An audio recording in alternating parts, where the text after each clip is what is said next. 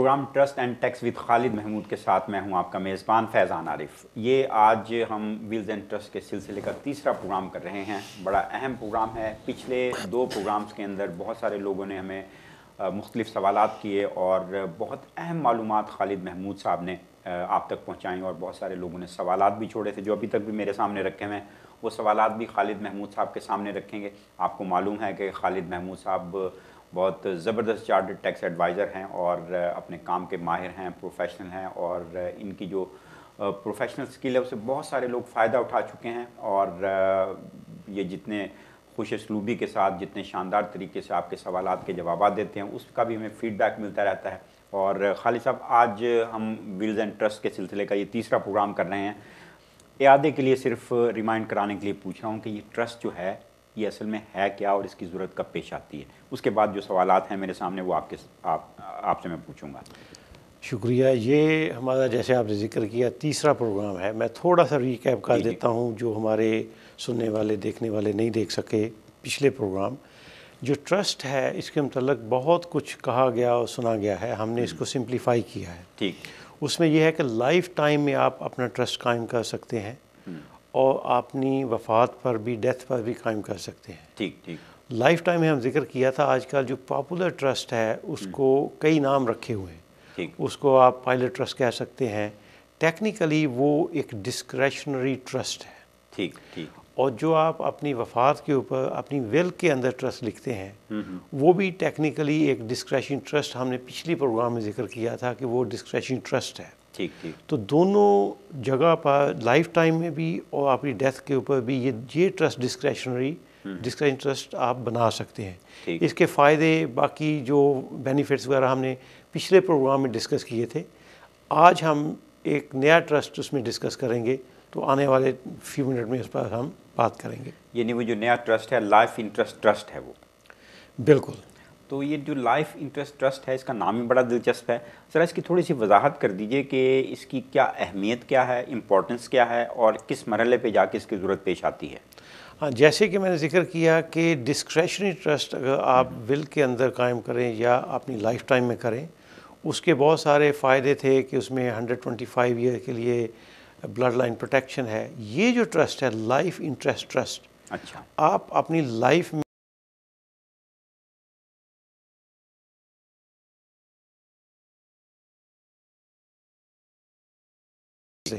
तो life interest trust जो है अपनी विल के अंदर आप सेटअप करते हैं। उसका तरीका या उसका वजह यह है कि फ़र्ज़ करें आपकी एक प्रॉपर्टी है, हस्बैंड वाइफ के नाम पर प्रॉपर्टी है और वो जॉइंटली ओन करते हैं। ठीक। और अगर उनकी जॉइंट ओनरशिप है, अगर जॉइंट ओनरशिप में हमने पहले जिक्र किया था कि अगर उनमें से एक वफ़ात पा जाए तो प्रॉपर्टी ऑटोमेटिकली सर्वाइविंग स्पाउस को चली जाएगी।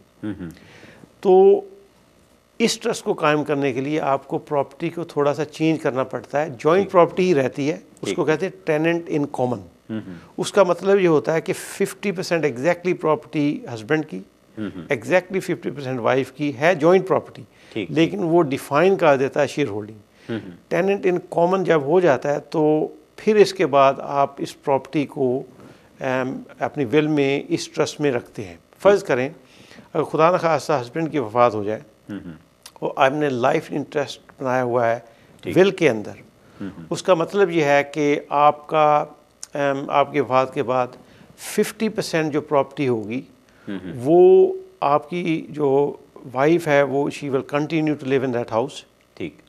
और इफ़ अगर कोई बाई फ्लैट प्रॉपर्टी है तो उसको continue to enjoy that income. ठीक ठीक। ठीक है। मोस्टली मेन हाउस होता है, she will continue to live in that house in whole house, even तो उसका 50% है।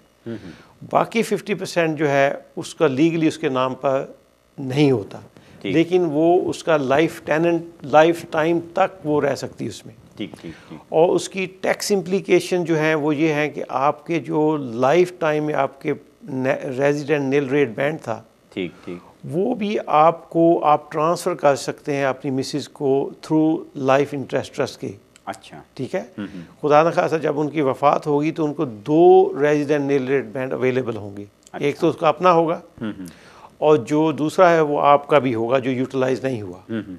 और उसमें जो नील रेट बैंड और रेजिडेंट नील रेट बैंड, दो किस्म के बैंड हैं जिसको हमने पिछले प्रोग्राम में डिस्कस किया था कि नील रेट बैंड है 325,000 पाउंड, और अगर आपका हाउस है उसकी वैल्यू थोड़ी ज़्यादा है, फर्ज करें 1 मिलियन पाउंड तक है, तो $500,000 तक आपके अलाउंसेज जो हैं वो आपने जिक्र किया था कि वो आपको मिलेंगे। ठीक। जो 175,000 अलाउंसेज हैं उसको बोलते हैं रेजिडेंट नील रेट बैंड। अच्छा। वो भी आपको मिलेंगे, ठीक है। तो आपकी मिस्टर मिसिज़ के दरमियान 1 मिलियन तक टोटल अलाउंसेज होंगे। वापस मैं एक नुक्ता बयान कर दूँ लाइफ इंटरेस्ट के मतलब कि इसमें ये इनहेरिटेंस टैक्स प्लानिंग के लिए ट्रस्ट नहीं है, ना ये ब्लड लाइन के लिए प्रोटेक्शन ट्रस्ट है। जब आप खुदा न खास्ता फौत हुए तो आपकी मिसिज़ फ़र्ज़ करें अगर वो हयात हैं तो वो उनको लाइफ टाइम वो 50% हिस्से को इस्तेमाल करेंगी। अच्छा। इन केस वो प्रॉपर्टी सेल कर दें, ठीक ठीक, तो जो 50% कैपिटल है वो आपके बच्चों के लिए, जो रिमाइंडर मैन होता है जो आपके उनके बाद आपके बच्चों को जानी है, वो उन्हीं का है। वो अच्छा। कैपिटल को इस्तेमाल करके नया हाउस भी खरीद सकती हैं, ठीक, डाउन साइज कर सकती हैं, लेकिन कैपिटल को इस्तेमाल नहीं हो सकता। सो उसकी इनकम इस्तेमाल हो सकती है या उसमें लाइफ टाइम के लिए रह सकती हैं। बिल्कुल ठीक।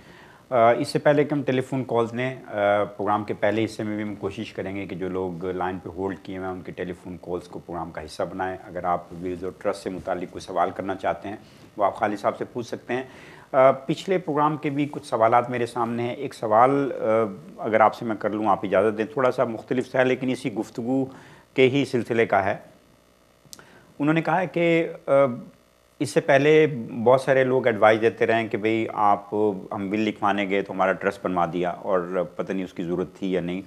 तो अब खालिद साहब कहने लगे, जो हमें एक एक करके वजाहत की है मुख्तलिफ़ तरह के ट्रस्ट की, कि हर ट्रस्ट जो है वो मुख्तलिफ़ चीज़ों के लिए होता है और कोई एक ट्रस्ट जो है वो सारी ज़रूरतों को पूरी नहीं कर सकता और सरकमस्टांसिस देख के फिर आप एडवाइस करते हैं कि क्या उनके लिए मुनासिब है। तो उन्होंने पूछा ये है कि क्या डिस्क्रेशनरी ट्रस्ट जो है ये तमाम ज़रूरतों को पूरी कर सकता है, या जिस तरह से लोगों को डिस्क्रेशनरी ट्रस्ट बनवाते रहे हैं और अगर फ़र्ज़ करें ये ज़रूरत पूरी नहीं करता तो हमें क्या करना चाहिए? आपके पास एडवाइस के लिए आना चाहिए, रिव्यू कराने के लिए, ये क्या मशवरा देंगे आप? हाँ, इसके लिए मैं चाहूँगा कि जिन लोगों के ट्रस्ट बने हुए थे विल्स के अंदर, या हर किसी का जैसे आपने जिक्र किया कि ट्रस्ट बना दिया गया था, उनको चाहिए कि वो अपनी विल्स को और ट्रस्ट को रिव्यू करवाएं। ठीक। किसी भी प्रोफेशनल के पास जाएं, उसकी क्वालिफ़िकेशन चेक करें, देखें कि वो प्रोफेशनली क्वालिफाइड है। मोस्टली चार्टर्ड टैक्स एडवाइज़र या बहुत ही एक्सपीरियंस जो सोलिसिटर्स हैं, लॉयर हैं, वो इन चीज़ों को समझते हैं, उनसे अपना चेक करवाएं, क्योंकि कुछ रूल भी बदल गए हैं। 2017 में रूल बदल गए थे। बहुत सारे ट्रस्ट, उसको कहते हैं नील रेट बैंड ट्रस्ट बने हुए हैं। बहुत सारे ये प्लानिंग होती थी 2008 से लेके 2013-14 तक होती रही है, तो उसके वो बनाए हुए हैं ट्रस्ट उन्होंने। वो आप उन ट्रस्ट को विल को अपडेट कर सकते हैं। ठीक है, एक बात ये। दूसरी बात ये है कि जो मैंने जिक्र किया कि 175,000 पाउंड एडिशनल अलाउंसेस गवर्नमेंट ने दिए हैं आपको। ठीक। अगर आपका डिस्क्रेशनरी ट्रस्ट बना हुआ है लाइफ टाइम में या विल के अंदर, ठीक, और वो ये कहता है कि या तो लाइफ टाइम में आपकी मेन जो रेजिडेंस है वो ट्रस्ट में डाली हुई है, अच्छा, या विल के अंदर जब आप फौत हों सेकंड डेथ के ऊपर वो डिस्क्रेशन ट्रस्ट में डाली हुई है आपकी मेन रेजिडेंस, तो वो जो एडिशनल 175,000 अलाउंसेस हैं रेजिडेंट नील रेट बैंड, वो आपको अलाउ नहीं होंगे। ठीक, कि अगर आपकी फ़र्ज़ करें स्टेट की वैल्यू है 1 मिलियन और आपकी लाइफ टाइम में ही किसी ने डिस्क्रेशन ट्रस्ट में आपका हाउस डाल दिया था कि जनाब ये बहुत अच्छा है, इसको लिविंग ट्रस्ट कह के या जो भी कहकर, अब क्या हुआ है कि आपके हस्बैंड वाइफ के तो 650,000 अलाउंसेस हैं, जो एडिशनल अलाउंसेस है बिटवीन हस्बैंड वाइफ वो बनते हैं तकरीबन 350,000। अच्छा, वो आपको अलाउबल नहीं होंगे क्योंकि वो पहले ही ट्रस्ट के अंदर आपकी प्रॉपर्टी है। अच्छा, उसकी शर्त यह है कि वो आपकी मेन प्रॉपर्टी आपके बच्चों को या डिसेंडेंट को डायरेक्टली जाए, अच्छा, नॉट थ्रू द ट्रस्ट। तो इसलिए उसको डिसमेंटल करना बहुत ज़रूरी है। बिल्कुल ठीक। अभी आपने ये कहा कि जब आप कोई मशवरा लें, कोई एडवाइस लें किससे, तो ये चेक कर लें कि वो प्रोफेशनल हैं, क्वालिफाइड हैं कि नहीं हैं। तो उसका भी एक सवाल किसी ने किया, वो मैं सवाल नहीं है बल्कि उन्होंने सूरत हाल आप तक पहुंचाने के लिए कहा है कि हमने ट्रस्ट बनवाया और हमने विल लिखवाई, ट्रस्ट बनवाया, हमने उनसे चेक किया कि वो क्वालिफाइड हैं या प्रोफेशनल हैं, तो जब उनकी कोई हमें तफसील किसी वेबसाइट पे या उनके जो भी उस पर नज़र नहीं आई, जब हमने उनसे बात की कि भाई आप इस काम के लिए क्वालिफाइड हैं, तो उन्होंने कहा नहीं, हमने सर्विसेज ले रखी हैं आगे किसी से, यानी कोई आपसे रब्ता करे, आप उसको आगे फिर कहने लगे हमने उनसे रब्ता किया, तो उन्होंने कहा हमने आधा काम हम करते हैं, बाकी हमारा आधा काम कोई और करता है। तो वो 25-30 मिनट के बाद पता ये चला कि अब फिर जिनसे उन्होंने रब्ता करवाया, अब उनकी क्वालिफ़िकेशन कैसे चेक करें, तो कहने लगे ये बड़ा उलझन वाला मामला है। फिर दूसरी बात उन्होंने जो आप ही की तारीफ़ की, उन्होंने कहा खालिद साहब के दफ्तर में हमने फ़ोन किया तो उन्होंने, एक तो आपकी सारी क्वालिफ़िकेशन ज़ाहिर है आपकी वेबसाइट पे मौजूद हैं, और दूसरा उन्होंने कहा कि हमें हर चीज़ का जितना हमने पूछा उतना हमें जवाब मिल गया, और हम जो कई महीनों से जो चीज़ें हैं, जिन चीज़ों की तलाश में थे, वो हमें 10-15 मिनट में हमारी टेबल पे वो हमें यानी हमें अवेयरनेस भी हो गई। तो कहने लगे ये बड़ा मुश्किल काम है कि किसी की क्वालिफ़िकेशन हम चेक करें। अच्छा, इसके मतलब मैंने लास्ट टाइम भी जिक्र किया था, आजकल के दौर में बहुत ही ईजी है। फ़र्ज़ करें अगर कोई चार्टर्ड टैक्स एडवाइज़र है, ठीक, तो आप उनको सिर्फ गूगल कर लें और जो इंस्टीट्यूट है उनकी वो सारी क्वालिफ़िकेशन सामने आ जाएगी। ठीक, यानी किसी को टेलीफोन भी करना नहीं पड़ेगा। अच्छा, अगर ट्रस्ट एंड एस्टेट प्रैक्टिशनर है, अच्छा, जो स्टेप का मेंबर होना चाहिए, ट्रस्ट एंड एस्टेट प्रैक्टिशनर, अच्छा, वो क्वालिफ़िकेशन अगर होगी तो वो सामने आ जाएगी। ये दो रेलेवेंट क्वालिफ़िकेशन है जो ट्रस्ट एंड विल्स के मामलात को या प्रोबेट के मामलात को लोग देखते हैं। ठीक। तो ये कोई हिडन चीज़ नहीं है आजकल।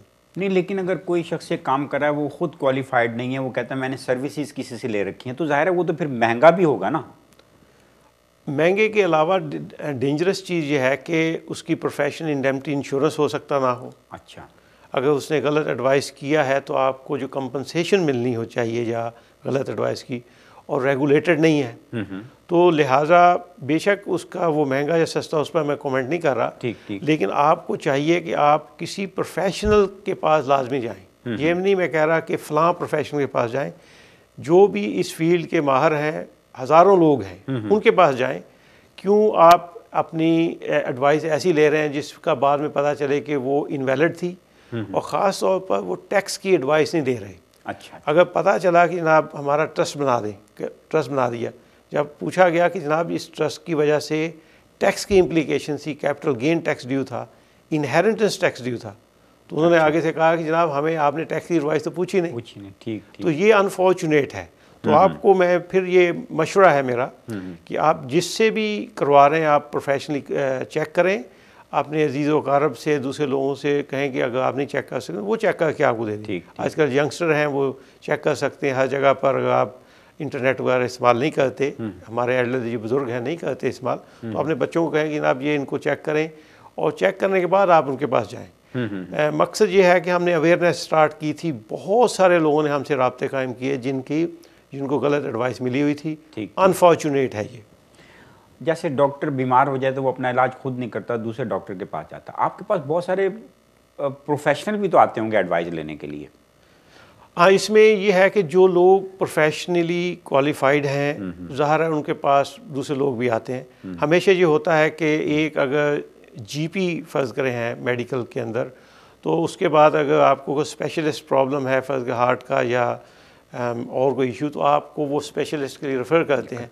तो ये इस फील्ड में भी इसी तरह है। तो आपको चाहिए कि आप जो अप्रोप्रिएट प्रोफेशनल है उनके पास जाएं। बिल्कुल ठीक। अच्छा, चलिए वापस हम अपने मौजू की तरफ आते हैं। ये फरमाइए कि ये जो लाइफ इंटरेस्ट ट्रस्ट है, ये विल के अंदर होना चाहिए, या अगर विल के अंदर होना चाहिए तो उसका फ़ायदा क्या है? जैसे मैं जिक्र किया, जो 2006 में लेजिस्लेशन टैक्स और ट्रस्ट के मतलब कम्प्लीटली बदल गए थे। अच्छा। और बहुत सारे ट्रस्ट जैसे interest in possession trust, maintenance and जो बच्चों के लिए ट्रस्ट होते थे वो, और बहुत सारे ट्रस्ट उन्होंने बिल्कुल ख़त्म कर दिए थे। ठीक। उनकी एक ही शक्ल बना दी थी, वो है डिस्क्रेशनरी ट्रस्ट। अच्छा, ठीक है। अब उसमें ये जो लाइफ इंटरेस्ट ट्रस्ट है, इसके जो फ़ायदे ये हैं, मैंने पहले जिक्र किया कि वो विल के अंदर ही आप लिख सकते हैं। ठीक। जनरली अगर आप लाइफ टाइम में करेंगे तो वो डिस्क्रेशनरी ट्रस्ट की एक किस्म बन जाएगी। ठीक है। उसमें फ़ायदा ये है कि अगर आप चाहते हैं कि एक आपकी प्रॉपर्टी है, वो आपकी मिसेस को आपने फ़र्ज़ करो चाहते हैं कि वो इस्तेमाल करें, लाइफ टाइम में अगर आपकी मिसेस या आप उस ट्रस्ट का हिस्सा होंगे तो एंटी अवॉइडेंस है सेटलर इंटरेस्टेड ट्रस्ट, उसमें आप फॉल करेंगे और फिर वो टैक्स इफेक्टिव नहीं रहेगा और बहुत सारे जो फ़ायदे थे वो बल्कि नुकसान में चले जाएंगे, क्योंकि वो ट्रस्ट आपकी लाइफ का हिस्सा रहेगा, आपकी एस्टेट का हिस्सा रहेगा, even though at your death अगरचे ट्रस्ट में डाला हुआ भी था अपने लाइफ टाइम में, लेकिन it will be part of your estate. ये बड़ा ज़रूरी है। लाइफ इंटरेस्ट जो लाइफ इंटरेस्ट हम की बात करें, लाइफ ट्रस्ट जो है, लाइफ इंटरेस्ट ट्रस्ट, वो आप जब विल में लिखते हैं तो उसमें आप अपनी हस्बैंड या वाइफ को लिख सकते हैं, तो वो एंटी अवॉइडेंस में फॉल नहीं करता। बिल्कुल ठीक। Programme trust and tax with Khalid Mahmood जारी रहेगा। बहुत से लोग होल्ड भी किए हैं, उनसे थोड़े से और इंतज़ार की गुजारिश है। अब वक्त हुआ एक छोटे से वक्फे का, वक्फे के बाद हाजिर खिदमत होंगे तो आपके सवालात भी लेंगे और खालिद महमूद साहब से विल एंड ट्रस्ट से मुतालिक जो गुफ्तगू हो रही है, लाइफ इंटरेस्ट ट्रस्ट, इस पर भी मज़ीद बात करेंगे, लेकिन एक छोटे से वक्फे के बाद।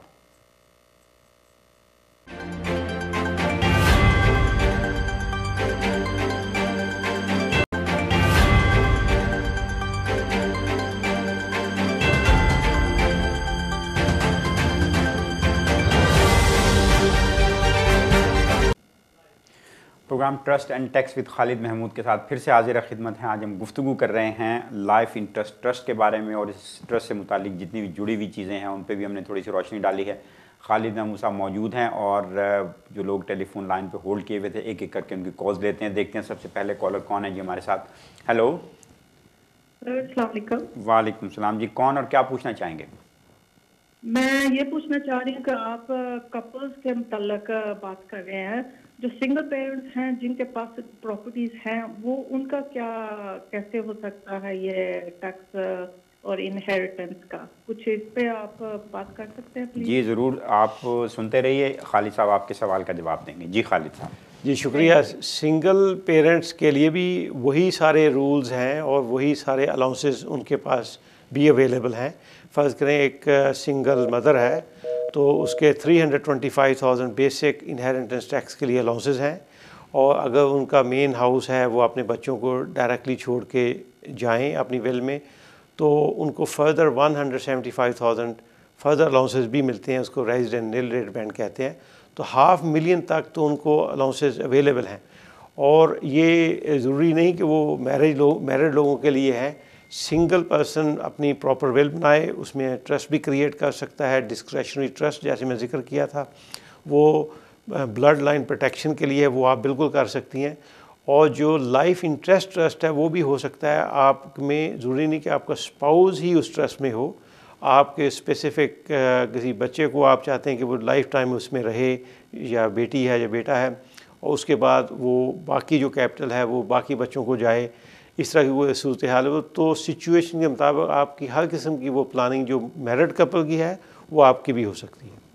बिल्कुल ठीक।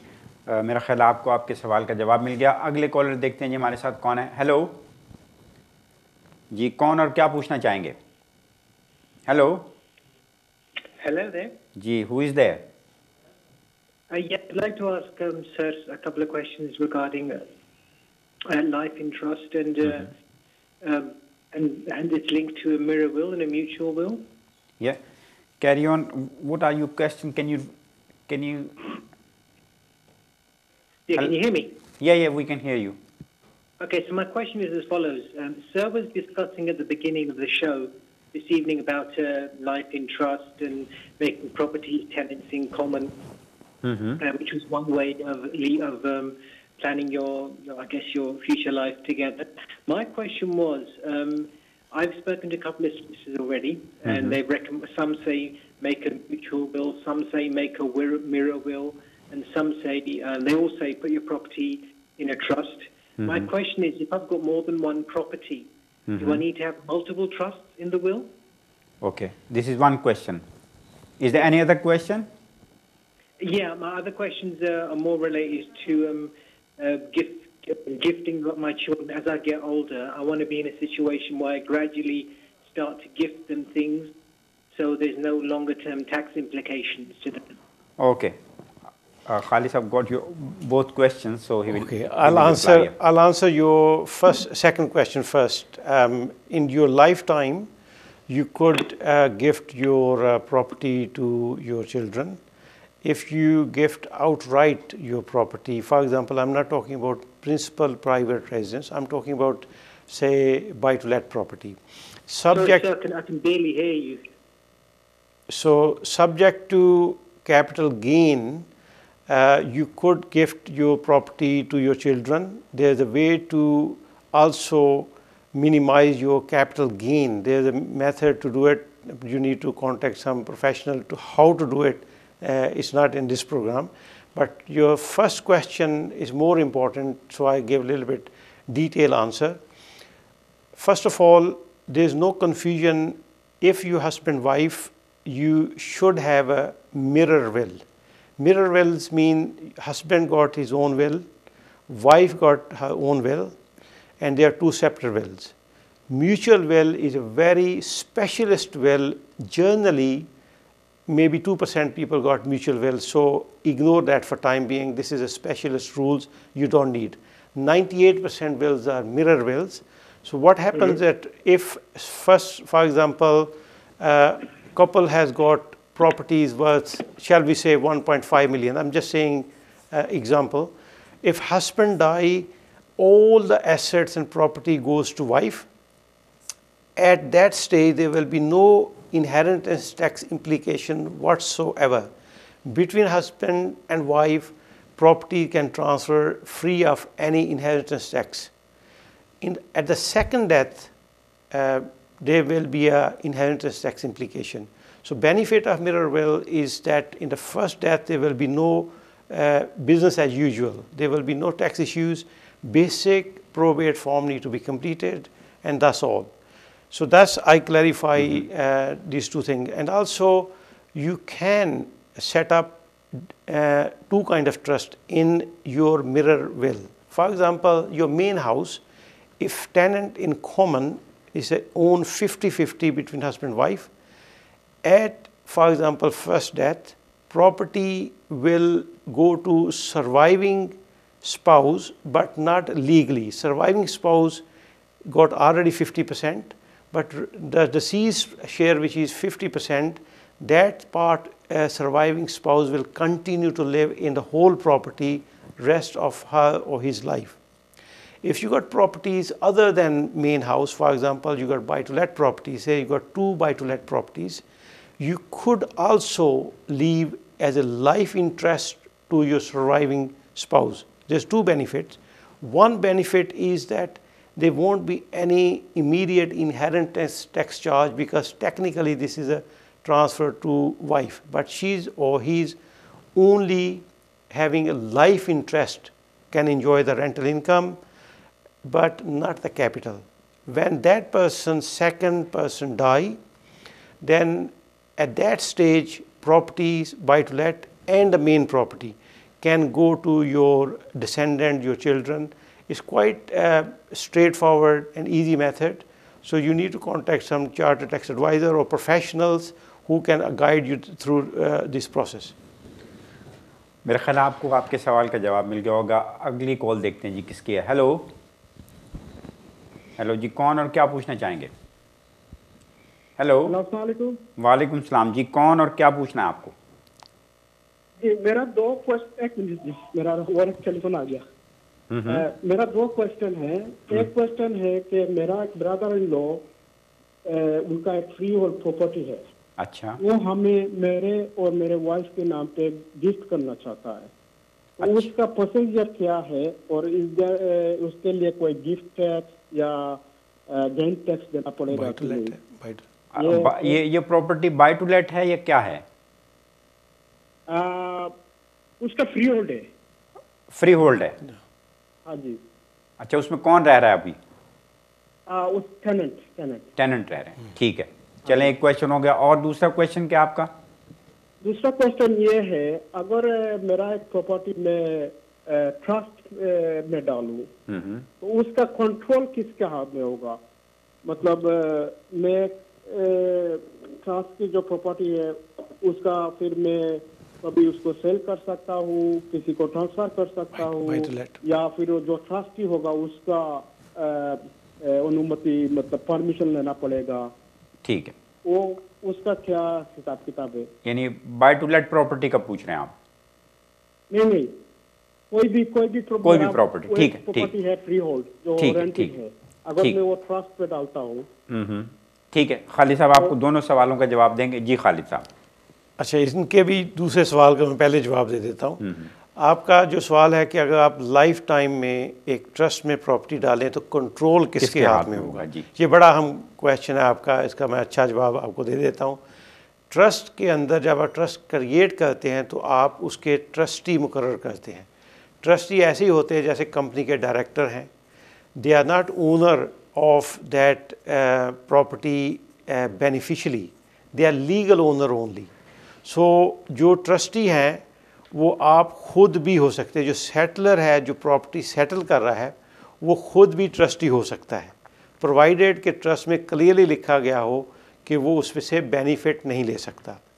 तो आप ट्रस्टी किसी और को भी मुकर्रर कर सकते हैं, अपनी किसी फ्रेंड्स को, या प्रोफेशनल ट्रस्टी भी मुकर्रर कर सकते हैं। तो ट्रस्टी की जो ज़िम्मेदारी है वो ट्रस्ट एसेट को मेंटेन करना है, उसको रेंट पर लगाना है, जो भी रिक्वायरमेंट होती। जो उसकी इनकम है या उसका कैपिटल है उससे वो मुस्तफ़ीद नहीं हो सकते, वो नहीं ले सकते। जो बेनिफिशरी हैं, फ़र्ज़ करें आपने अपने ओवर 18 ईयर ओल्ड बच्चे के लिए वो ट्रस्ट कायम किया था, मस्ट बी ओवर 18, तो जो उसका रेंटल इनकम आएगी या उसका कैपिटल होगा तो वो उस बेनिफिशरी को जाएगा या बेनिफिशरी के आगे बच्चों को जाएगा, अगर ट्रस्ट इस तरह क्रिएट किया हुआ। तो ट्रस्टी जो है वो मेंटेन कर सकता है, रेंट पर लगा सकता है। अगर आप सेटलर हैं, आप अपनी प्रॉपर्टी को हमेशा रेंट करते हैं थ्रू एजेंट, आप रिपेयर करवाते हैं, हर काम आप जारी रख सकते हैं, प्रोवाइडेड कि आप उससे आप कोई फ़ायदा ना लें, और वो purely for the benefit of the beneficiaries. Control किसके हाथ में होगा? कंट्रोल ट्रस्टी के हाथ में ही होगा, बेनिफिशरी के हाथ में नहीं होगा। ठीक ठीक। और इसका बेनिफिट भी यही है कि trustee will have full control. ठीक है, ठीक। आपका जो पहला क्वेश्चन था कि आपके ब्रदर इन लॉ आपको प्रॉपर्टी गिफ्ट करना चाहते हैं, अगर वो बाय टू लेट प्रॉपर्टी है तो आपको केयरफुल होना पड़ेगा। अगर आपको गिफ्ट करेंगे तो उसके ऊपर कैपिटल गेन टैक्स लग सकता है। अज्यूम करेंगे अगर प्रॉपर्टी की वैल्यू से है 300,000, एक मिसाल दे रहा हूँ, और आपने ली थी, उन्होंने ली थी 200,000 की, तो जो अपलिफ्ट हुआ था 100,000, जब आपको वो गिफ्ट करेंगे तो उसके ऊपर कैपिटल गेन टैक्स 100,000 पाउंड के ऊपर लगेगा, either 18% up to certain amount, बाकी के ऊपर 28%। दूसरा ये होगा कि गिफ्ट के ऊपर जो उनका इनहेरिटेंस टैक्स है उसका क्लॉक जो है वो स्टार्ट हो जाएगा। ये दो टैक्स अलग अलग हैं। एक कैपिटल गेन मैंने बता दिया, जो क्लॉक स्टार्ट होगा वो इनहेरिटेंस टैक्स के लिए क्लॉक स्टार्ट हो जाएगा। उसका मतलब ये है अगर वो खुदा ना खास्ता विदिन 7 ईयर फौत हो जाए तो वो 300,000 की जो प्रॉपर्टी दी थी वो उनकी स्टेट का हिस्सा गिनी जाएगी, कुछ उसमें डिस्काउंट वगैरह मिलती है। तो ये दो चीज़ों को आप केयरफुली जब मैनेज कर लेंगे, कैपिटल गेन को मैनेज किया जा सकता है। कुछ रूल्स हैं, तो आप प्रोफेशनल लोगों से रब्ता कायम करें तो आपको इसकी एडवाइस दे सकते हैं। Thank you. बिल्कुल ठीक। अगली कॉल लेते हैं, देखते हैं कौन हमारे साथ। हेलो। अस्सलाम वालेकुम। जी वालेकुम सलाम। कौन और क्या पूछना चाहेंगे? मुझे सवाल ये पूछना है कि मेरी वाइफ मिरर विल बनाना चाहते हैं। ठीक। और हम लोग के पास प्रॉपर्टीज हैं और कुछ गोल्ड हैं, और उस विल के अंदर अगर तो हम अपने के जैसे 3 प्रॉपर्टीज है मेरी, तो उसमें एड्रेस के साथ बताना पड़ेगा कि ये प्रॉपर्टी मेरी इस बेटे के पास जाएगी, ये प्रॉपर्टी मेरे उस बेटे के पास जाएगी, और ये गोल्ड मेरे इस पे, मतलब उसकी डिस्ट्रीब्यूशन नेम के साथ एड्रेस के साथ बतानी पड़ेगी या जनरली लिखना पड़ेगा? वो किस तरह से हो सकता है? ठीक है, बड़ा सादा सा सवाल है और मेरा ख्याल है सादा सा जवाब देंगे खालिद साहब जी। इसका सादा ही जवाब है। बहुत अच्छा सवाल है आपका, बहुत सारे लोगों के जहन में ये सवाल होगा।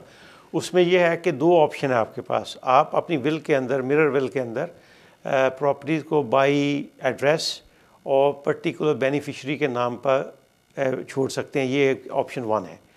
दूसरी आजकल जो ज़्यादा फ्लेक्सिबल ऑप्शन है वो कहते हैं कि आप ऐसा करें कि मेन प्रॉपर्टी को एड्रेस के ज़रिए, जैसे मैं जिक्र किया, लाइफ इंटरेस्ट बनाएं कि हस्बैंड अगर फौत हो जाए तो वाइफ को she continue to live in that property. इसके अलावा और प्रॉपर्टी आपकी हैं बाय टू लेट, आप उसको ऐसा करें कि उसके अंदर एक छोटा सा डिस्क्रेशनरी ट्रस्ट बना लें। डिस्क्रेशनरी ट्रस्ट में बनाएं कि जो भी मेरी रेजिड्यू है, रेजिड्यू में आपकी प्रॉपर्टीज़ आ जाएंगी, आपके बैंक अकाउंट आ जाएंगे, हर चीज़ आ जाएगी, गोल्ड भी आ जाएगा, गोल्ड भी आ जाएगा। अच्छा। उस रेजिड्यू में को it will go into a discretionary trust, it's just like a pot, उसमें चला जाएगा। अपनी लेटर विशेष साथ लिखें कि जनाब इस पॉट में से फ़लाँ प्रॉपर्टी या इतने परसेंट, अगर वो प्रॉपर्टी आप बेच दें लाइफ टाइम में, हो सकता हो ही ना वो, तो आप ये कह सकते हैं कि उसमें से 30% मेरी डॉटर को जाए या 70% मेरे बेटे को जाए या इक्वल जाए, 50-50 जाए, तो उसकी जो आप परसेंटेजेस मुकर्रर कर सकते हैं, ये भी एक ऑप्शन है। तो उसमें आप लेटर विशेष साथ लिख सकते हैं। तो ट्रस्टी जो होंगे, जो आपके विल के एग्जेक्टर होंगे, वही ट्रस्टी होंगे, तो वो फिर आपकी विशेष के मुताबिक उसको जर्नली डिस्ट्रीब्यूट करेंगे। ये ज़्यादा फ्लेक्सिबल है, तो इनएक्सपेंसिव ट्रस्ट है, बहुत कोई महंगा ट्रस्ट नहीं होता, तो विल के अंदर आप छोटा सा एक ट्रस्ट भी बना सकते हो। ये दूसरी ऑप्शन है। अच्छा खालिद साहब, एक और सवाल मेरे जहन में आ रहा है, इनके सवाल से ही जुड़ा हुआ है कि क्या उसमें परसेंटेज बताना ज़रूरी है लेटर ऑफ विशेज़ में, या उसमें आप ये कह सकते हैं कि ये जो सोना है, फ़र्ज़ कीजिए 10-20 तोले, ये मेरी बेटी को चला जाए और बाकी जो हिस्सा है या कोई कीमती और चीज़ें, तो इस तरह भी कर सकते हैं कि पर्टिकुलर चीज़ पर्टिकुलर पर्सन को जाए, या उसमें परसेंटेज का जो आप बता रहे हैं इस तरह से करना ज़रूरी है? अच्छा, उसके दो जवाब मैं दे देता हूँ इसी सवाल के सिलसिले में। अगर गोल्ड है, फ़र्ज़ के मुख्तलिफ पर्टिकुलर कोई अंगूठी है या फलां है कि आप अपनी बेटे या बेटी को देना चाहते हो, आप विल के अंदर डायरेक्टली भी लिख सकते हैं। जेवरात हैं या जो भी हाँ, है। उनको डायरेक्टली विल के अंदर लिख सकते हैं, उसमें ट्रस्ट में डालने की भी ज़रूरत नहीं। अच्छा। अगर आपने ट्रस्ट में डाल दिए हैं तो फिर अपनी लेटर विशेष में लिख दें कि फ़लाँ मेरी अंगूठी, उसका फ़ोटोग्राफ भी साथ अटैच किया जा सकता है, फ़लाँ मेरी डॉटर को जाएगी या फ़लाँ मेरा एसेट मेरे सन को जाएगा। वो आप उसको बिल्कुल पर्टिकुलरली उसको आइडेंटिफाई करके भी लिख सकते हैं ट्रस्ट के अंदर। बिल्कुल ठीक, दोनों ऑप्शन आपके लिए मौजूद है। बिल्कुल ठीक। Programme trust and tax with Khalid Mahmood जारी रहेगा। बताया जा रहा है वक्त एक और वक्फे का, वक्फे के बाद हाजिर खिदमत होंगे, तो जो लोग होल्ड किए हैं उनकी टेलीफोन कॉल्स भी लेंगे, कुछ सवालात भी मेरे सामने रखे हुए हैं। बताता चलूँ जाते जाते वक्फे पे जाने से पहले कि आपको हमारी स्क्रीन पे नंबर नज़र आ रहा होगा, ये ईमेल एड्रेस है। अगर कोई आप सवाल बराह रास्त नहीं करना चाहते तो इस पर भी आप हमें अपना सवाल लिख के भेज सकते हैं।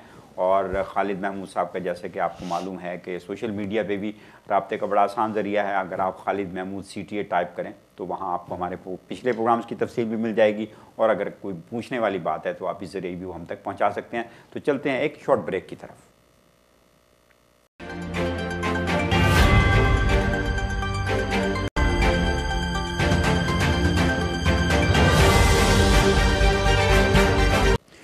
Programme trust and tax with Khalid Mahmood के साथ फिर से हाजिर खिदमत हैं। हमारे साथ मौजूद हैं जनाब खालिद महमूद साहब, जो कि माहिर चार्टर्ड टैक्स एडवाइज़र हैं, और इनके बड़े अच्छे मुफीद मशवरों से बहुत सारे लोग मुस्तफ़ीद होते रहे हैं, और हमें आपका जो फ़ीडबैक मिलता है उससे भी हमें बड़ा हौसला मिलता है कि हम प्रोग्राम को और ज़्यादा अहतमाम से करें। और एक और बात बता दूँ कि खालिद साहब जब कहते हैं ना आपसे बार बार कि जब भी आप किसी से मशवरा लेने जाएँ तो सबसे पहले ये देखें कि वो प्रोफेशनल है या क्वालिफाइड है कि नहीं है। खालिद साहब आपको मालूम है कि बहुत क्वालिफाइड चार्टर्ड टैक्स एडवाइज़र हैं, और इनकी एक और नई qualification trust and state practitioner की। खालिद साहब, हमें तो इस इतनी अहम जो है ये क्वालिफ़िकेशन का हमें अंदाज़ा नहीं है, ज़रा थोड़ी सी इसकी वजाहत कर दीजिए कि ये क्वालिफ़िकेशन है क्या, और जो आपकी अचीवमेंट है, ताकि मैं तो खुश हुआ हूँ, हमारे देखने वाले भी खुश हों थोड़े से। अच्छा, आपकी दिलचस्पी के लिए मैं बता देता हूँ, ट्रस्ट एंड स्टेट प्रैक्टिशनर जो है वो स्टेप एक इंस्टीट्यूट है, उसकी क्वालिफ़िकेशन है, ठीक, जो लीडिंग इंस्टीट्यूट है कंट्री के अंदर जी। जो अगर आपने विल या ट्रस्ट बनवाना हो तो मैं ये आपसे रिक्वेस्ट करूँगा कि जो आदमी टैप हो ट्रस्ट एंड स्टेट प्रैक्टिशनर, उसको लाजमी उनसे बनाए, वो आपको फिर उसमें मुगालता का नहीं रहेगा। ठीक, आपको इंश्योर होगा कि ये हाईली क्वालिफाइड इस फील्ड का है। ठीक, जैसे चार्टर्ड अकाउंटेंट होते हैं वो टैक्सेस और आपके जो अकाउंट्स में एक्सपर्ट होता है, इसी तरह ट्रस्ट एंड स्टेट प्रैक्टिशनर जो है उसका ये पर्टिकुलर एरिया है। ठीक, बहुत कम लोग लॉयर या प्रोफेशनल इस फील्ड में हैं, जो हैं तो वो बड़े ही मुफीद मशवरा आपको दे सकते हैं। तो अगर आपने मुफीद मशवरा लेना हो तो उनके पास ज़रूर जाएंगे। ये तो जितनी क्वालिफ़िकेशन माशाल्लाह आपके पास हैं, तो इसका मतलब ये है कि अब तो वन विंडो ऑपरेशन हो गया, यानी जो आपके पास आए उसको विल्स एंड ट्रस्ट के अलावा जितने टैक्स से मुतालिक मामलात हैं या दूसरी चीज़ें हैं, तो वो सब चीज़ें आप मैंने उनको एडवाइस भी मिल सकती है और उनको आपकी सर्विसेज भी मिल सकती हैं। हाँ, जो लोग भी ऐसी क्वालिफिकेशन जो जैसे मेरी है वो सब इक्वली क्वालिफाइड हैं, किसी के पास भी आप जा सकते हैं। बिल्कुल ठीक।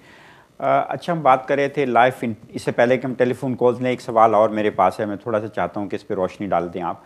ये लाइफ इंटरेस्ट ट्रस्ट की हम गुफ्तगू जब कर रहे थे, थोड़ा इसके बारे में बताइए कि इसके बुनियादी फ़ायदे क्या हैं, 3-4 बड़े बुनियादी फ़ायदे क्या हैं जिसकी वजह से आप ये रिकमेंड करें किसी। मैं उसके मेन फ़ायदे 3-4 बता देता हूँ क्विकली। एक तो इसका फ़ायदा ये है कि अपनी लाइफ में आप उस 50% प्रॉपर्टी की डेस्टिनेशन को डिफ़ाइन कर सकते हैं। अच्छा। खुदा न खास्ता अगर वफ़ात हो जाए, यंग कपल हैं और आपकी मिसिज़ है या मिसिज़ फौत है या हस्बैंड है और वो दोबारा शादी कर ले, तो जो नया स्पाउस होगा हो सकता है वो फिर आपकी मिरर वेल बने उनके साथ और वो उसका हिस्सेदार हो जाए। अगर मैरिज ब्रेकडाउन हो जाए तो पूरी प्रॉपर्टी का हिस्सेदार हो जाए। लेकिन अगर आपने ये लाइफ इंटरेस्ट बनाया होगा तो एटलीस्ट 50% प्रॉपर्टी आपके बच्चों को या आपके डिसेंडेंट को जा सकती है, वो उसको रिंग फेंस हो जाएगी। दूसरा बहुत बड़ा फ़ायदा ये है कि अगर खुदा न खास्ता आपकी वफ़ात के बाद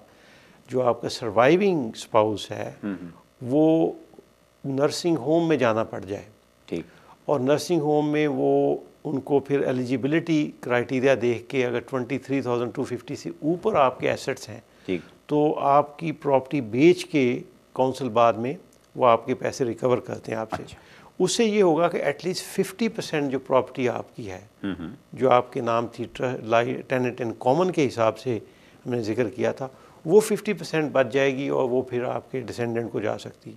ठीक। तो इसमें आप लाइफ टाइम में certain amount of those property को उसकी डेस्टिनेशन अपनी लाइफ टाइम में तय कर सकते हैं। अच्छा अच्छा जी। तो ये ख़ास तौर पे बाज़ लोग ये सोचते नहीं हैं कि अगर यानी इस तरह का जो ट्रस्ट है वो उसके फ़ायदे क्या हो सकते हैं, यानी ये उस वक्त अंदाज़ा होता है नागहानी तौर पे कोई बंदा दुनिया से चला जाए। वैसे तो आप हमेशा कहते हैं शौहर फौत हो जाएगा तो फिर बीवी, आपने कभी ये नहीं कहा कि बीवी फौत हो जाएगी तो फिर शौहर के साथ ये हो सकता है। ये बड़ा हमने पहले भी जिक्र किया कि जब मैं अपने क्लाइंट से गुफ्तगू कर रहा होता हूँ तो मेरे लिए बड़ा आसानी है कि मैं ये अगर मिसाल लूँ तो I can continue my talk. अगर मैं कह रहा हूँ मिसेज फौत हो जाए तो बात का क्वेश्चन होता है कि भाई मिसेज कैसे फौत हुई बेस्ट। चलिए ठीक है। बहरहाल अभी एक सवाल किसी ने बीच में छोड़ा है, मैं टेलीफोन कॉल भी लेता हूँ, कुछ लोग होल्ड किए मैं। उन्होंने कहा कि ये अभी आपने थोड़ा सा बताया मिरर विल का और फिर साथ में आपने ये बताया म्यूचुअल विल जो है, तो ये इनमें थोड़ा सा फ़र्क बता दीजिए। आखिर ये म्यूचुअल विल की ज़रूरत क्यों पेश आती है, ये क्यों, इसकी टर्म्स कंडीशन क्या है? हाँ, इसके लिए मैंने जिक्र किया था कि बहुत रेयरली ये इस्तेमाल होती है म्यूचुअल विल। अच्छा। म्यूचुअल विल टेक्निकली इस एग्रीमेंट, इस नॉट एक्चुअली विल। विल तो है, दो अलग अलग विल्स होती हैं जिसमें हस्बैंड एंड वाइफ का एक एग्रीमेंट होता है। इसको आप बोलते हैं कंस्ट्रक्टिव ट्रस्ट। अच्छा। टेक्निकली वो है, वो लीगल रिटन एग्रीमेंट होता है कि फ़र्ज़ करें हस्बैंड कहता है कि अगर मैं फौत हो जाऊँ और मेरी जो 50% प्रॉपर्टी या टोटल हमारी जो मिल के प्रॉपर्टीज़ हैं वो फ़लाँ बेनिफिशरी को जाएगी। ठीक ठीक ठीक है। या वो कहता है कि मेरी जो हिस्से की प्रॉपर्टीज़ हैं फ़लाँ बेनिफिशरी को जाएगी। अच्छा। क्योंकि आमतौर पर मिरर विल में ये हो सकता है कि वाइफ इस सूरत हाल में हो सकता है वो सारी प्रॉपर्टी उन डेस्टिनेशन में ना जाए, या आपने अगर उनके बच्चे नहीं हैं, भाई या बहनों को जानी है तो हो सकता है कि डिसीज के भाई बहनों को ना जाए। ठीक ठीक। अगर इस तरह की सूरत हाल है तो ये स्पेशलिस्ट एडवाइस की ज़रूरत है। अच्छा।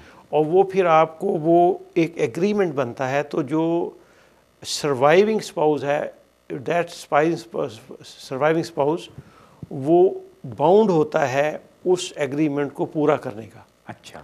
तो ये स्पेशलिस्ट है, तो इसलिए मैंने जिक्र नहीं किया। जब आपको इस तरह की सूरत हाल हो तो आप किसी स्पेशलिस्ट के पास जाएंगे तो वो आपको इसमें गाइड कर सकते हैं। अच्छा, एक और सवाल है, इसी सवाल का दूसरा हिस्सा उन्होंने किया है। उन्होंने कहा जो आप जब मिरर विल की बात करते हैं मियाँ बीवी की, अगर कोई किसी की इंग्लिश रजिस्ट्रेशन नहीं हुई लेकिन वो मियाँ बीवी हैं, उन्होंने हिंदू शादी कर रखी, हिंदू रस्म व रिवाज के मुताबिक या मुसलमानों के रस्म व रिवाज के मुताबिक उन्होंने निकाह कर रखा है, तो क्या तब भी ये मिरर विल वैलिड होगी उनके लिए, या उसकी ज़रूरी है कि वो इंग्लिश रजिस्ट्रेशन हुई हो तो फिर ये यानी ज़रूरत पेश आएगी इसकी? ये भी बहुत अच्छा क्वेश्चन है, बहुत सारे लोगों ने पूछा है इसको पहले भी। उसमें यह है कि अगर आपकी इंग्लिश रजिस्ट्रेशन नहीं हुई, ठीक, और आपकी जो रिलीजियस शादी इस कंट्री में हुई, तो वो जनरली वो मीनिंग जो है मैरिज के उसमें फॉल नहीं करती। ठीक, तो you will be treated for inheritance tax purposes और any other tax purposes as you are not married. ठीक, so you are cohabiting but you are not married. ठीक, तो उनके लिए मिरर वेल नहीं बननी चाहिए। मिरर वेल का तो मतलब ये होता है कि मैरिड कपल जब एक उसमें फौत हुए तो उसकी सारी जो प्रॉपर्टी जो सर्वाइविंग स्पाउस को चला जाए, और फिर सर्वाइविंग स्पाउस की डेथ के ऊपर वो इनहेरिटेंस टैक्स पोजीशन होगी। लेकिन अगर आप शादीशुदा नहीं है, ठीक, तो आपकी जो सर्वाइविंग जो है वो उसको सिर्फ 325,000 जो डिसीस्ड है उसके अलाउंसेस तक प्रॉपर्टी टैक्स फ्री होगी। अच्छा, फ़र्क है, डिसीज जो आदमी उसमें हस्बैंड या वाइफ फौत हुआ है उसकी वैल्यू थी एस्टेट की 1 मिलियन, अच्छा, उसकी अपनी, उसमें से फर्स्ट 325,000 जो है वो सर्वाइविंग स्पाउस को जा सकते हैं, ठीक, बाकी के ऊपर 40% टैक्स लगेगा। अच्छा, तो बड़ा ज़रूरी है कि आप उसको देखें कि आपकी वो मिरर वेल नहीं होगी, 2 इंडिविजुअल सेपरेट वेल बनेंगी और टैक्स कॉन्सिक्वेंसेस होंगे फर्स्ट डेथ के ऊपर। बिल्कुल ठीक। एक सवाल मेरे जहन में और आ रहा है कि अगर कोई मैरिज रजिस्ट्रेशन नहीं है, इंग्लिश रजिस्ट्रेशन उसकी नहीं है, तो और जो भी इस्लामी तरीके से या किसी और मज़हब के हिसाब से उसकी शादी हुई वो तो तस्लीम की जाती है यहाँ। और अगर फ़र्ज़ कीजिए कि किसी ने शादी एक रजिस्टर कर रखी है और दूसरी मुसलमान है वो, दूसरी उसने निकाह कर रखा है और वो शादी नहीं उसने रजिस्टर कर रखी, और कल को वो आदमी दुनिया से चला जाए तो 2 दावेदार हो सकते हैं क्या उसको? फिर नहीं, उसके लिए रूल काफ़ी क्लियर है। जो मैरिड कपल होगा, जो मैरिज स्पाउस होगा, उसके जो मैरिज के हिसाब से जितने राइट्स बनते हैं, अगर विल है तो विल में मिरर विल में होगा जो भी लिखा हुआ। अगर उसने विल नहीं बनाई हुई थी तो रूल ऑफ इंटेसेसी के मुताबिक जो वाइफ उनकी इंग्लिश रजिस्ट्रेशन की हुई थी उनको फिर वो सारी चीज़ें जितनी इंटेसेसी रूल के मुताबिक है वो मिलेंगी। जिसके साथ इंग्लिश मैरिज नहीं हुई थी, निकाह हुआ था, या फिर उसमें देखा जाएगा कि वो एक एक्ट है family independence inheritance independent act 1975। अच्छा, उसके मुताबिक देखा जाएगा क्या वो एक as a husband wife at least 2 years एक ही घर में रहते रहे एज हस्बैंड वाइफ, या बच्चे उनके फ़र्ज़ कीजिए। हाँ, बच्चों का अलग राइट है, जो स्पाउस के राइट हैं उसमें फिर वो अनमैरिड जो स्पाउस है जो इंग्लिश मैरिज इसके हिसाब से नहीं हुई तो वो फिर कोर्ट में क्लेम कर सकती हैं, वो ऑटोमेटिक नहीं है। अच्छा, अच्छा, ठीक, ठीक। एक कॉल ले लें, फिर उसके बाद मज़ीद सवाल जवाब की तरफ चलेंगे। हेलो जी, कौन और क्या पूछना चाहेंगे? ये खाली मेरे को पूछना है उसका नंबर चाहिए मेरे को, उसका ऑफिस का नंबर। आप अपना नंबर जो, हाँ, आप अपना नंबर यहाँ छोड़ दें, अभी लाइन पे रहें, वो आपका नंबर ले लेंगे, फिर अगर आपको कुछ पूछना है तो आप खालिद महमूद साहब के दफ्तर से रब्ता करके पूछ सकते हैं।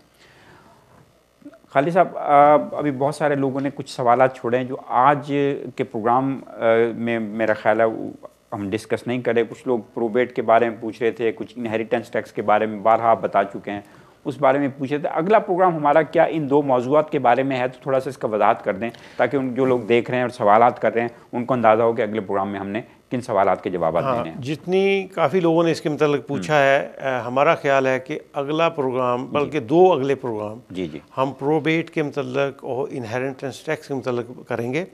उसकी वजह से जो कोई पेंडेमिक की वजह से बहुत सारी ब्रीवमेंट्स हुई अनफॉर्चुनेटली, तो हम इसमें डिस्कवर करेंगे कि प्रोबेट के क्या रूल्स हैं, ठीक, किन लोगों के लिए प्रोबेट लाजमी हो जाएगी, किन के लिए बेसिक प्रोबेट की ज़रूरत है, किन के लिए कॉम्प्लेक्स प्रोबेट होगी, और इसके टैक्स रूल्स क्या हैं। अगर किसी ने लाइफ टाइम में विल नहीं लिखी थी, ठीक, और उसके विल वाले फ़ायदे बहुत सारे लेना चाहते हैं टैक्स के हवाले से, उसके मतलब भी हम बात करेंगे। ये बड़ा अहम ज़रूरी प्रोग्राम होगा अगला, तो हम प्योर प्रोबेट के जी जो लोग इन 2 मौज़ूआत के तनाजुर में सवाल पूछना चाहते हैं उनको अगले प्रोग्राम और उससे अगले प्रोग्राम तक इंतज़ार करना चाहिए। और दूसरी बात मैं आपको बता दूं कि कई बार इन मौज़ूआत पे खालिद महमूद साहब ने बहुत मुफस्सल जवाब दिया है। अगर आप सोशल मीडिया पे जाके खालिद महमूद CTA टाइप करें तो आपको हमारे बहुत सारे ऐसे प्रोग्राम्स की तफसील मिल जाएगी जिसमें ये मौज़ूआत डिस्कस हो चुके हैं, लोगों के सवालात के जवाबात दिए जा चुके हैं, और मेरा ख्याल है, लेकिन फिर भी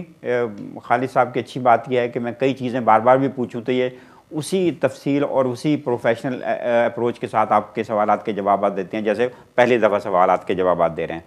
अगली कॉल लेते हैं, फिर एक सवाल मेरे सामने वो खालिद महमूद के सामने रखेंगे। हेलो जी, कौन और क्या पूछना चाहेंगे? हाँ, बल्कि कह रहे थे कि नंबर वो छोड़ दिया, एक और साहब थे वो भी नंबर अपना छोड़ दें तो बेहतर है। और इससे पहले कि मैं अगली कॉल की तरफ जाऊं, किसी ने ये पूछा है, बल्कि वो भी शायद अगले प्रोग्राम में हम डिस्कस करेंगे, ये LPA जो है, लास्टिंग पावर अटर्नी जो है, ये क्या है?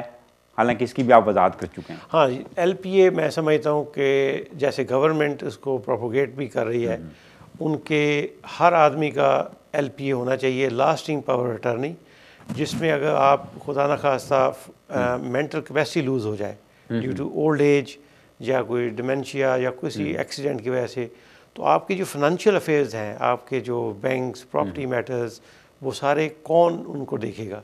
उसके लिए आप अपने लाइफ टाइम, अपनी लाइफ में ही होशो हवास में आप एक अटर्नी मुकर्रर कर सकते हैं। जनरली हस्बैंड के लिए वाइफ, वाइफ के लिए हस्बैंड हो सकता है, या आपके बच्चे हो सकते हैं। तो वो बड़ा ज़रूरी है। दो किस्म के LPA, एक है फाइनेंशियल अफेयर्स, अच्छा, दूसरा है जो मेडिकल के रिलेटेड। बिल्कुल ठीक। तो दोनों LPA आपके होने चाहिए, और ये बहुत ही सादा डॉक्यूमेंट है। आप जाके जो गवर्नमेंट की वेबसाइट पर लगाएं, LPA लगाएं, तो आपको आप ऑनलाइन जाके भी बना सकते हैं। लेकिन ज़रूरी है कि आप उसको करेक्टली बनाएं। तो अगर आपको कन्फ्यूजन हो तो किसी प्रोफेशनल के पास जाएं, ये बना के रख लें। हो सकता है पूरी ज़िंदगी इस्तेमाल ना करने पड़े, लेकिन ये विल और उस टाइम पर भी अगर बना सकें तो बहुत ज़रूरी है कि वो आप उनको बना कर रखें। बिल्कुल ठीक। इसके साथ ही program trust and tax with Khalid Mahmood का वक्त ख़त्म होता है, और आपके बड़े शुक्रगुजार हैं कि आप हमें सोशल मीडिया पे फॉलो करते हैं। और खालिद महमूद, जैसे मैंने अभी बताया था कि CTA Khalid Mahmood CTA type करें तो सोशल मीडिया पे आपको हमारे सारे प्रोग्राम भी मिल जाएंगे। और अभी आपको स्क्रीन पे हमारा ईमेल एड्रेस भी नज़र आ रहा है, इस पर भी अगर आप अपने सवालात भेजना चाहें, कुछ लिख कर हम तक पहुंचाना चाहें, तो इसकी भी गुंजाइश मौजूद है। और इसके अलावा आपको हमारी स्क्रीन पे नंबर भी नज़र आता रहता है, उस पर भी आप हमें प्रोग्राम में कॉल कर सकते हैं। हमारा ये प्रोग्राम हर मंगल को रात 8 बजे बराह रास्त आप देखते हैं, लाइव होता है, और उसके बाद इतवार को 11 बजे ये रिपीट प्रोग्राम चलाया जाता है। जो लोग प्रोग्राम आज नहीं देख सके वो इतवार को भी देख सकते हैं, या सोशल मीडिया पे जाके हमारे प्रोग्राम्स को फॉलो कर सकते हैं, अपने तासुरात हम तक पहुंचा सकते हैं। अगले प्रोग्राम में इंशाल्लाह हम बात करेंगे प्रोबेट और इनहेरिटेंस टैक्स के बारे में, जैसे खालिद महमूद साहब ने बताया, और आपके सवालात भी लेंगे। अब अपने मेज़बान फैज़ान आरिफ को इजाज़त दीजिए। अल्लाह ने के बान।